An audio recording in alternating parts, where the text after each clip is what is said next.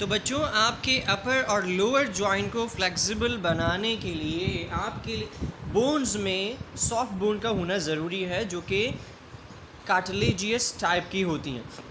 अब जब हम कार्टिलेजियस टाइप की बात करते हैं बोन्स के अंदर तो याद रखिए कि हमें आर्टिकुलेशन की ज़रूरत पड़ती है और उसी के साथ साथ हमें ये पता चलता है कि वो जगह जो कि सॉफ्ट बोन रखती है वो आसानी से इंजर्ड हो सकती है। इसी तरीके से जो हार्ड बोन है डेफिनेटली वो भी इंजर्ड हो जाती हैं। बाज़ औक़ात बहुत सारी ऐसी डिफ़ॉर्मिटीज़ होती हैं जिसकी वजह से आपकी बोन्स वीक हो जाती हैं या फिर इंजर्ड हो जाती हैं, और बाज़ औक़ात ऐसा होता है कि कोई चीज़ लगने की वजह से वो हो जाती है।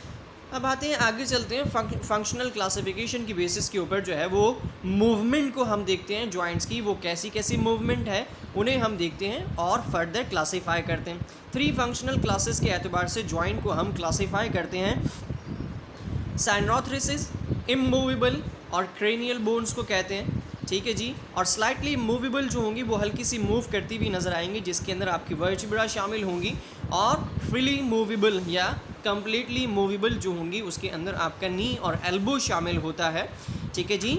डायथ्रोस कहा जाता है उसे और डायथ्रोसिस भी कहा जाता है उसे। नी और एल्बो दोनों के दोनों उसमें शामिल हैं। अब इस तरीके से जब हम मूवेबल की बात करते हैं तो इसमें 1 प्लेन डायरेक्शन भी होती है, 2 प्लेन ट्विस्ट मूवमेंट भी होती है और इसी के साथ साथ 4 प्लेन डायरेक्शन भी होती है, यानी हिप जॉइंट और आपका शोल्डर जो है वो शामिल है। अब जब हम इमूवेबल और क्रेनियल बोन्स की बात करते हैं तो हम आते हैं थोड़ा सा टाइप्स ऑफ बोन्स के हवाले से डिस्कस करने के लिए। हमें पता चल गया कि इमूवेबल जॉइंट्स जो हैं वो स्कल को कहते हैं जो कि मूव नहीं होते। स्कल का यानी मिसाल के तौर पर अगर हम क्रेनियम की बात करें जिसमें 8 बोन्स हैं, क्रेनियम आपका मूव नहीं करता। बात समझ में आ गई? क्रेनियम आपका मूव नहीं करता। आपका स्कल का लोअर पोर्शन जो है जिसके अंदर डेंट्री बोन्स मौजूद हैं, जो मैक्सिलरी जो कि आपके मैक्सिला से बेस करती हैं, मैंडिबल्स हैं, मोबाइल्स हैं, वो थोड़ी सी आपको मूव करती हुई नज़र आएंगी। बाकी इसमें से स्कल आपका मूव करता हुआ नज़र नहीं आएगा। हाँ, उसकी रोटेशन ज़रूर होगी। मूवमेंट जो है वो रोटेशनल बेसिस पर होगी, अप एंड डाउन। आपने गर्दन को नीचे किया, रोटेशनल प्रोसेस हो रहा है, ठीक है जी। आपने गर्दन को ऊपर किया, आपने दाएं मूव किया, आपने बाएं मूव किया, तो आपकी जो स्कल है वो कम्प्लीटली मूव कर रहा है, उसकी कोई हड्डी मूव नहीं कर रही। आई बात समझ में? जैसे मिसाल के तौर पर आपका हाथ है, उसके अंदर फैलेंजेस हैं, आपने फैलेंजेस को मूव करना है तो फैलेंजेस जो है वो आप एक फैलेंजेस को मूव कर सकते हैं, एक फिंगर को मूव कर सकते हैं, आप उसकी बोन को मूव कर सकते हैं। बाकी 4 को आप ना मूव करना चाहें तो वो मूव नहीं होती। इस तरह से ऐसा आपका नहीं है कि आप स्कल के अंदर कोई एक बोन को मूव करना चाहें और बाकी को मूव ना करना चाहें तो एक मूव कर रही है, इसीलिए इसे इमूवेबल कहा जाता है। आगे आते हैं स्लाइटली मूवेबल जॉइंट्स जिसके अंदर वर्टिब्रल कॉलम शामिल है। आपको पता चल गया कि 33 बोन्स मौजूद थी आफ्टर एवोल्यूशन, उसके अंदर 26 बोन्स मौजूद हैं, अब 26 बोन्स रह गई हैं। क्यों? क्योंकि एवोल्यूशन के बाद आपकी कोकी बोन और सक्रम बोन जो है वो मॉडिफाई होकर डिफ्यूज़ होकर कम तादाद के अंदर रह गई हैं। जैसे 4 जो है वो डिवाइड होकर 1 रह गई है और इसी तरीके से 4 बोन्स जो हैं वो आपकी फ्यूज़ड हो गई हैं। अब जब हम स्लाइटली मूवेबल जॉइंट्स की बात करते हैं तो इसके अंदर आपके वर्टिब्रल कॉलम और रिब केज शामिल है। वर्टिब्रल कॉलम जो है वो भी अप एंड डाउन मूव करेगा। बात समझ में आ गई? अप एंड डाउन मूव करने के लिए रोटेशनल बेसिस पर काम कर रहा है। मिसाल के तौर पर आप रुकू में गए, ठीक है जी, आपका वर्टिब्रा और चेस्ट बोन जो है वो झुक गया, आप खड़े हुए, वो दोबारा से अपनी पोजीशन पर वापस आ गया। रिब आपका जो है वो अप एंड डाउन मूव कर रहा है, यानी जब आप सांस ले रहे होते हैं, इनहाइलेशन और एक्सहालेशन कर रहे होते हैं तो वो मूव कर रहा होता है। बात समझ में आ गई? देन आते हैं आपके मूवेबल जॉइंट्स। मूवेबल जॉइंट्स वो जॉइंट्स हैं जिसके अंदर आपकी तमाम बोन्स जो हैं वो डिफरेंट पोजीशन के अंदर मूव करती हुई नज़र आएंगी। अब उनके अंदर हम फर्दर क्लासिफिकेशन को देखते हैं मूवेबल जॉइंट्स के अंदर, जिसे हाइंड जॉइंट्स भी कहते हैं, पाइवोट जॉइंट भी कहते हैं, स्लाइडिंग जॉइंट भी कहते हैं, ग्लाइडिंग जॉइंट्स भी कहते हैं, and ball and socket joint भी कहते हैं। अब इनकी फर्दर क्लासिफिकेशन और इनके कैरेक्टर्स को हम डिस्कस करते हैं ताकि आपको याद रहें। पहले आते हैं इमूवेबल जॉइंट्स पर। आपके सामने स्कल नज़र आ रहा है, ठीक है जी। तो स्कल, मिसाल के तौर पर मैंने एक बोन आपके सामने, वो स्कल की एक बोन को निकाल कर आपके सामने रखा कि क्या ये बोन जो एरो की बेसिस पर आपको नज़र आ रहा है, क्या ये बोन सिर्फ स्कल की आप मूव कर सकते हो? नहीं मूव कर सकते। तो इमूवेबल जॉइंट्स आपका कंप्लीट स्कल में शामिल है, जिसे आप रोटेशनल बेसिस पर मूव करा सकते हो, यानी कंप्लीट उसकी रोटेशन को या रोटेट करा सकते हो अप एंड डाउन। यानी मिसाल के तौर पर आप सर नीचे करें, सर ऊपर करें, लेफ़्ट एंड राइट आपका स्कल आपके वर्टिब्रा की मदद से, जो कि आपके स्कल को जोड़ा हुआ है, वो मूव करेगा। लेकिन ऐसा नहीं है कि आधा स्कल जो है वो आप इस तरफ मूव करना चाहें और आधा स्कल इस तरफ मूव करना चाहें। उसके लिए फिर आपको जो है वो एक काम करना पड़ेगा कि ज़ॉम्बी से जो है वो अपने सर के ऊपर एक बोदा लगवाना पड़ेगा, ताकि आपका जो है सर वो डिवाइड हो जाए दो पोजीशन के अंदर, एक इधर मूव करे और एक इधर मूव करे, और उसके बाद सारे जो हैं वो गली के बच्चे जो है वो भाग जाएं। तो ऐसा पॉसिबल नहीं है। तो इमूवेबल जॉइंट्स स्कल में मौजूद होंगे जो कि मूव, यानी एक एक बोन करके मूव नहीं होंगे। स्लाइटली मूवेबल जॉइंट्स में वर्टिब्रल कॉलम और रिब केज शामिल है। रिब केज नीचे वाली पोजीशन में आपको नज़र आ रहा है छोटे एरो के साथ, और वर्टिब्रा आपको नज़र आ रहा है। रिब केज अपर पोजीशन में आपको केज की फॉर्म के अंदर नज़र आ रहा है। अब ये क्या है? ओनली स्लाइट मूवमेंट, थोड़ी सी मूवमेंट, ठीक है जी, बिटवीन एडजेसेंट वर्टिब्रा, जहाँ पे एडजस्टमेंट होगी वर्टिब्रा की, collective effect of all 23 disc, ठीक है जी। डिस्क का मतलब जो कि सपोर्टिंग पोजीशन है, गिव्स स्पाइन कंसिडरेबल फ्लेक्सिबिलिटी, वो आपको इस काबिल बनाएंगे कि उसके अंदर फ्लेक्सिबिलिटी आए। अच्छा जी बच्चों, ये बात याद रखिए कि ये आपकी जो 23 डिस्क है, इसके अंदर अगर कोई मोच आती है, कोई इंजरी आती है या फिर डिफॉर्मिटी आती है, तो आपका बैकबोन मूव करने के काबिल नहीं रहता। अमूमन जो बैकबोन में दर्द होता है वो इस डिस्क लाइक पोजीशन की वजह से होता है। डिस्क स्लिप भी कहा जाता है, स्पॉन्डालिसिस भी कहा जाता है। तो ये वो डिजीज़ होती हैं जो कि आपकी बोन्स की होती हैं। हम इसे आगे चलकर पढ़ेंगे। तो आपको समझ में आया? आपका वर्टिब्रा जो है, आप रुकू में गए, आप खड़े हो गए, एक्सरसाइज कर रहे हैं आप, ठीक है जी, उसके लिए आपका वर्टिब्रा आपको पोजीशन दे रहा है।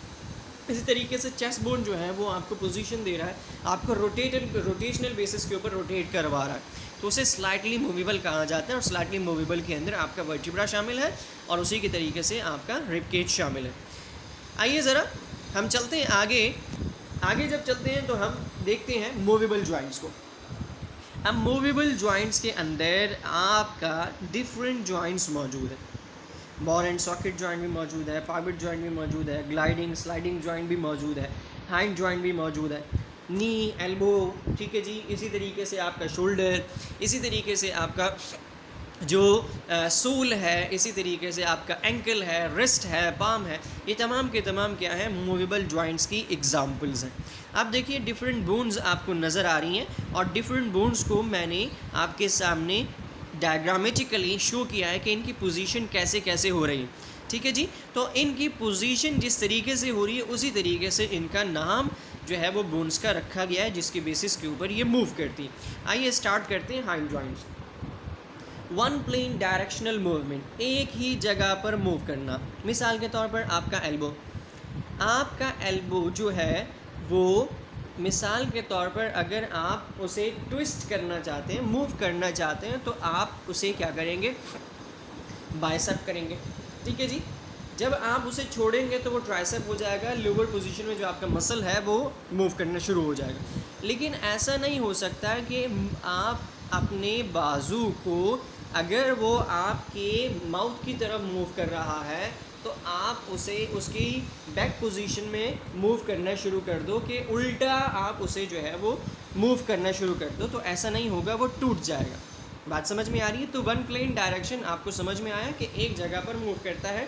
यानी आप इसकी एग्जांपल ऐसे लीजिए कि आप अपने हाथ में एक वेट ले लीजिए, जिससे आप बॉडी बिल्डिंग करते हैं। आपने क्या किया, उसे आप उठा रहे हैं तो वो आपका बाइसेप हो रहा है, आप उसे नीचे लेकर जा रहे हैं तो वो ट्राइसेप हो रहा है।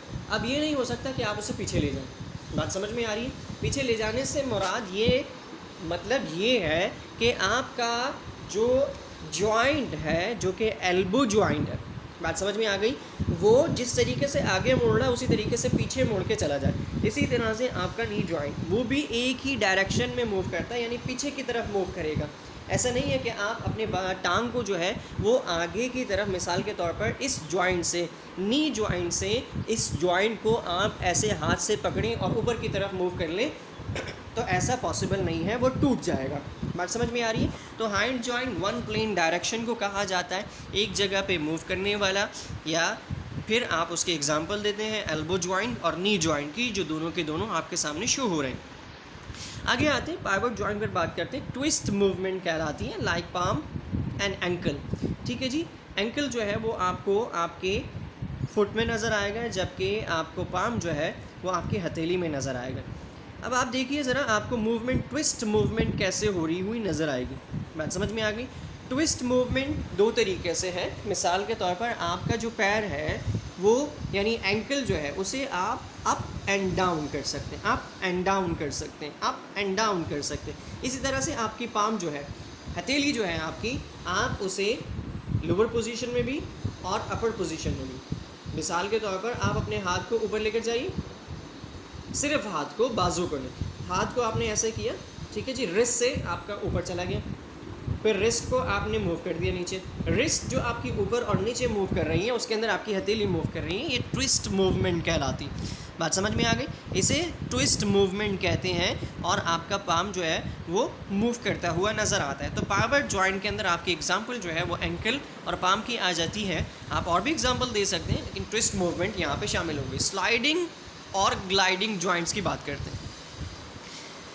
आपको स्लाइडिंग और ग्लाइडिंग जॉइंट्स के एग्जांपल के लिए पिक्चर्स नज़र आ रही हैं। रिस्ट आपको नज़र आ रहा है, ठीक है जी, ये क्या है? Sliding joint. बात समझ में आ गई? अब ये स्लाइडिंग जॉइंट जो है वो स्लाइड कर रहा है एक पोजीशन में, आप इसे मूव करें दूसरे पोजीशन में। आपका ये जो फुट नज़र आ रहा है, इसे अप एंड डाउन कर रहे हैं आप, स्लाइडिंग हो रही है, ये स्लाइडिंग ओवर मैकेनिज्म, एक बोन के ऊपर दूसरी बोन मूव कर रही है। इसी तरह से ग्लाइडिंग जॉइंट जो है वो आपका क्या करता है? मेटाकार्पल्स के अंदर शामिल है। मेटाकार्पल जो है वो आपके टार्सल या मेटाकार्पल जो है वो जब आपके मूव करेंगे तो ग्लाइडिंग जॉइंट्स कहलाएंगे, ग्लाइड होते हैं। ग्लाइड होने का मतलब ये एक दूसरे के ऊपर से मूव करते हुए नज़र आएंगे, इन्हें ग्लाइडिंग जॉइंट्स कहा जाता है। ठीक है, तो आगे चलें, आगे आते हैं आपके बॉल एंड सॉकेट जॉइंट पर। जब बॉल एंड सॉकेट जॉइंट पर आते हैं तो ये आपकी सबसे बेहतरीन मूवमेंट होती है, यानी 4 प्लेन डायरेक्शन कहा जाता है, movement in all direction. 4 plane direction, like आपका हिप हो गया, ठीक है जी, इसी तरह से शोल्डर हो गया। हिप जॉइंट, जो एक्टर या एक्ट्रेस होते हैं या सिंगर होते हैं, उनका हिप जॉइंट सबसे ज़्यादा मॉडिफाई होता है। आप अगर इसके एग्जांपल देखना चाहें तो उसके एग्जांपल ऐसे देख सकते हैं। ये जो एथलीट्स होते हैं जो अपने हिप जॉइंट में या कमर में एक रिंग को डालकर जो है उस रिंग को मूव करते हैं, घूमते हैं, तो इससे ये साबित होता है तो उनका हिप जॉइंट जो है वो 4 प्लेन डायरेक्शन में मूव कर रहा है। और इसी तरीके से आपका शोल्डर भी जो है वो 4 पोजीशन में मूव करता है। आपने अप किया, डाउन किया, ऐसे आप पूरा बाजू जो है वो ऊपर से नीचे तक घुमा सकते हैं, दाएं बाएं घुमा सकते हैं, आगे पीछे कर सकते हैं। तो ये बॉल एंड सॉकेट का मतलब क्या है? देखिए, सॉकेट का मतलब है ये जो आपको वाइट पोर्शन नज़र आ रहा है, ठीक है जी, इसे सॉकेट कहते हैं। बॉल का मतलब वो जॉइंट है जो कि इसके अंदर फिट है, जिसकी वजह से वो तमाम जगह पर मूव करता है। आपको नीचे 2 फिगर्स नज़र आ रही हैं जिसमें बॉल एंड सॉकेट लिखा हुआ है, ठीक है जी। ह्यूमेरस आपको नज़र आ रहा है, स्कैपुला नज़र आ रहा है। स्कैपुला वो सॉकेट है जहाँ पे ह्यूमेरस क्या है? जॉइंट हुआ हुआ है, जो कि 4 पोजीशन के अंदर मूव करता हुआ आपको नज़र आ रहा है। अब ये क्या है? सारी के सारी बोन्स जो हैं वो क्या है? मूवेबल जॉइंट्स हैं, जो कि ट्विस्ट मूवमेंट में, सिंगल मूवमेंट में, 1 प्लेन डायरेक्शन में, 2 प्लेन डायरेक्शन में, 4 प्लेन डायरेक्शन में मूव करती हुई आपको नज़र आएंगी, जिसके अंदर sliding, gliding, pivot, hand joint, ball and socket joint शामिल हैं। ठीक है बच्चों, तो हम जब बात करते हैं इन जॉइंट्स की, तो इन जॉइंट से हमें ये समझ में आता है कि जब भी आपको आपके बोन्स को मूव करना होगा तो उनको जॉइंट्स की ज़रूरत पड़ेगी, और वो जॉइंट्स कितनी तादाद में है? 306 की तादाद में मौजूद हैं आपकी बॉडी में। 306 जॉइंट्स आर प्रेजेंट। और उनकी टाइप्स कितनी हैं? उनकी 3 डिफरेंट टाइप्स हैं। एक इमूवेबल है, एक स्लाइटली मूवेबल है और एक क्या है? कंप्लीटली मूवेबल है। जब हम बात करते हैं किसकी? इमूवेबल की, तो आपको पता चल गया उसके अंदर आपका स्केल आ गया। स्केल की पोजीशन रोटेशनल पोजीशन है। इसी तरीके से स्लाइटली मूवेबल पोजीशन में जब आप आते हैं तो स्लाइटली मूवेबल पोजीशन के अंदर जिस चीज़ों को आप देखते हैं उन चीज़ों के अंदर आप वर्टिब्रा देखते हैं, अप एंड डाउन, ये भी रोटेशनल बेसिस के ऊपर मूव हो रहा होता है, रोटेशन हो रही होती है इसके अंदर। और जब आप आगे चलते हैं तो आगे चलकर आप जो मूवेबल जॉइंट्स को देखते हैं तो उसके अंदर 1 प्लेन डायरेक्शन, 2 प्लेन डायरेक्शन यानी पाइवट जॉइंट, हाइंड जॉइंट, ठीक है जी, स्लाइडिंग एंड ग्लाइडिंग जॉइंट, जिनके अंदर आपकी रोटेशनल बेसिस के ऊपर मूवमेंट हो रही होती है। अब ये रोटेशनल बेसिस के ऊपर फ्लेक्सॉन भी होता है और एक्सॉन भी होता है, एक्सटेंसिक भी होता है और फ्लेंसिक भी होता है। यानी आपकी बोन्स जो हैं वो बाइसेप भी मूव कर रही होंगी, ट्राइसेप भी मूव कर रही होंगी मसल्स के साथ मिलकर। इसी तरीके से बॉल एंड सॉकेट जॉइंट है, आप इनको हिप जॉइंट के बेसिस पर, शोल्डर जॉइंट के बेसिस पर याद रख सकते हैं। बड़ी आसानी से ये क्या करती हैं? मूव करती हैं। अब यही वो जगह होती हैं जहाँ पर अमूमन इंजरीज़ का ज़्यादा ख़तरा होता है। बॉल एंड सॉकेट जॉइंट एक ऐसा जॉइंट है जिसके अंदर अगर इंजरी हो जाए या फिर ये रिमूव हो जाए, डिस्ट्रक्ट हो जाए, टूट जाए, डिमोलिश हो जाए तो अमूमन इंसान के पैरालाइज होने का ख़तरा होता है। इसी तरह से वर्टिब्रा, अगर वर्टिब्रा जो है उसके अंदर से डिस्क स्लिप जो है वो क्या हो गया है? वीक हो गया है, या रगड़ने की वजह से या चोट लगने की वजह से उसमें कोई तकलीफ़ आ गई है तो पूरी ज़िंदगी के लिए ऐसा होता है कि वो मूवेबल नहीं हो पाती हैं, नीचे बैठना मुश्किल हो जाता है, स्टेयर्स चढ़ना मुश्किल हो जाता है। इसी तरह से नी के अंदर भी जो है वो क्या होता है? लिगामेंट्स होते हैं।